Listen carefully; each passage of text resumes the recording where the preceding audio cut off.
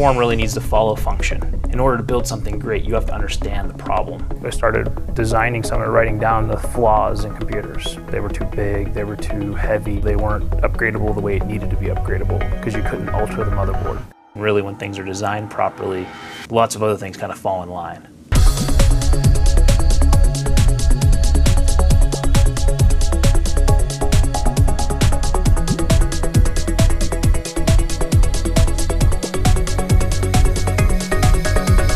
The best way to put the 5A modular computer in context is it's 400 million transistors and 40 square inches that runs at 20 watts. Built-in obsolescence is how computers are built today. When you put certain components or certain logic down on a motherboard, that motherboard can't be changed. This concept of built-in obsolescence is a real problem. It fills our landfills. It uses more natural resources. At the end of the day, it's more expensive. If you took a hacksaw and you cut up a standard motherboard into 3 ideal pieces, that's basically what a modular motherboard is. And what that allows you to do is kind of think of it as Legos. You can mix and match or change pieces of the motherboard for a particular application. So one day you might have it in a kiosk and it has special inputs and outputs for that kiosk. And the next day you might decide, well, I want to move that computer into a different application. So they would put in an I/O card or a piece of that motherboard that is designed specifically to work in that environment. The trend in technology is not to have a smaller computer. The trend in technology is to have a more powerful computer in a smaller space. And so we have done that to the extreme. We've taken dual-core 64-bit processors and stuffed them into 40 square inches. It's never been done before, and so we had to invent all sorts of technologies. There's actually 6 international patents in 120 countries around the world that protect the different individual pieces that are patentable in the product. We extend the life of the computer by allowing it to change, by allowing it to be modified and adapt to the changing technologies. So you're going to keep these computers for 5, 7, maybe even 10 years. This is the Xi3 modular computer. It's a 64-bit x86-based machine. It's now being used by organizations and people all over the world.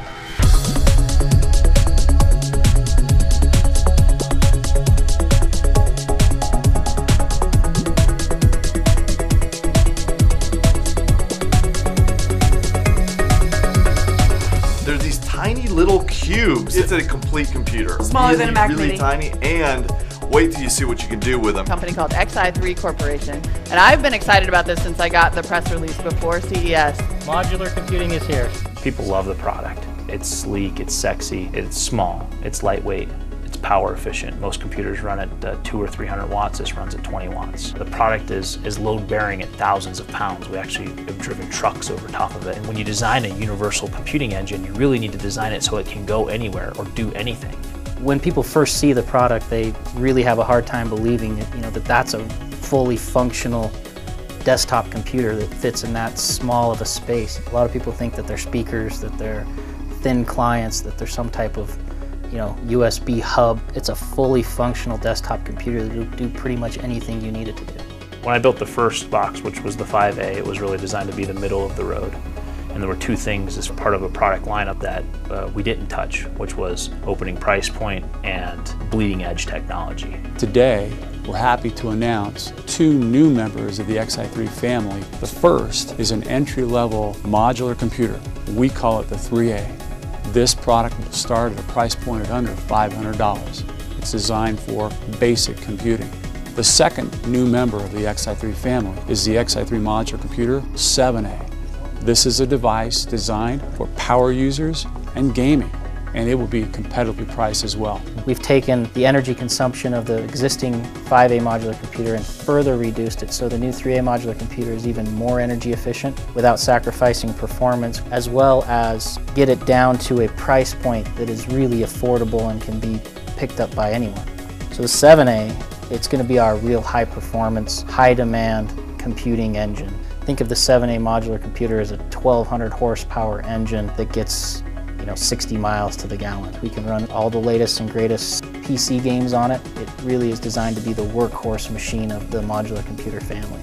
Today we're announcing both the entry-level price or opening price point product 3A and the high performance product, the 7A, as well as our 5A product, our current product. So we're really announcing to the world that yes, modular computing is here to stay, and we can do really high performance computers as well as meet a phenomenal price point.